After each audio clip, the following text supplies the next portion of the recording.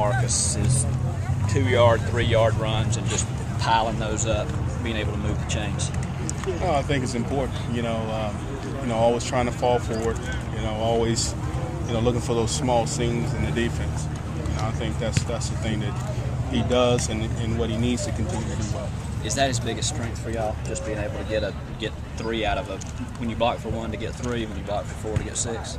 Yeah, I think that is. I think that's a major strength he has, and he's always, just the ability to read and see those small things. That's the key thing to what he does. And hopefully he can continue to do that. And I felt like in the second half of that East Carolina game, we started to do that. So is he a guy who gets better with more carries he gets? I guess so. You can say that. Is there anything that you hear that cliche if you're getting a lot of carries, you should start to see things a little bit better. So he does. Most backs, I think if you give him enough carries, he'll start to see some things and do some things a little bit better. So being a bigger back, usually with big backs, they can do that. They can take the pounding the entire game.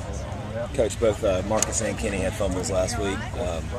Y'all done anything to correct that this week in practice? The biggest thing is, we right after it happened, you knew exactly what it was. Pad leverage things like that. It's not necessarily hold on to the ball tighter. And we talked about it in the meeting room, film room. These are the things that they know about. They're not a guys that fumble a lot, so they understand exactly what it was.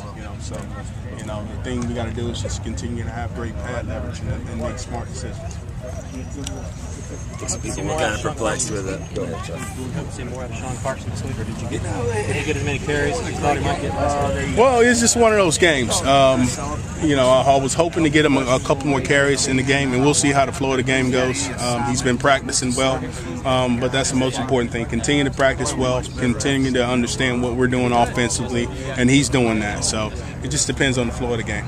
Is there any chance Brandon Wild sees the field, barring an injury? We'll see as we go through it. He's been doing really well on special teams. He's got some snaps there. So it just depends on the flow of the game. Usually in those tough battles, early, Brandon, I don't know if we'll get to him, in this game. But it's a possibility. So I tell all my guys to be ready. Would most likely be in a SEC pound type offensive game. If he got in there, he seems like more of a bruiser back. He is, but he understands the offense, so you got to be able to do everything. Got to be able to pass protect, got to be able to do all those things, and he's done well with it. So, we'll see as we get to the game what type of game. But he understands on the depth chart where he is. So, just I always tell guys be ready. So if there's ever a situation where we have an injury, then Brandon, he's got to be ready to go.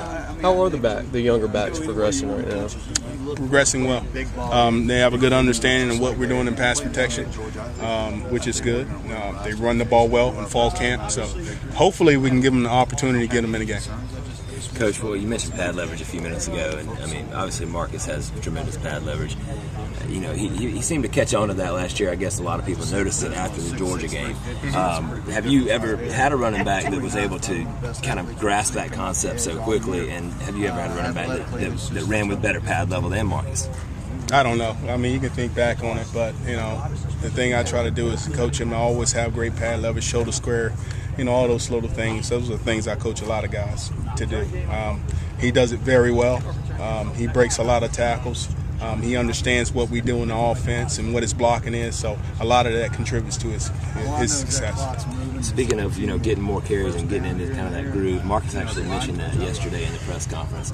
Is that something that you guys talk about? Do you relay that type of message to Coach Spurrier? Marcus really likes to get a couple of carries in a row. He really feels like he gets in sort of a groove. Do you kind of throw your suggestions in with the offense when it comes to that? Coach understands. He's been doing this for a really long time, so I try to keep my suggestions to a minimum on that. But I think he understands that, and he understands. Coach knows exactly what he wants to do with the game plan, and Marcus is always ready. No matter how many carries you got, a lot of things you have to manage as a running back. Whether you have 5 carries, 3 catches, picking up a blitz, all those different things you got to do as a running back. It's not just about running the ball. So you'll handle the technique, and Coach can handle the play. Sure. I'll stick to that.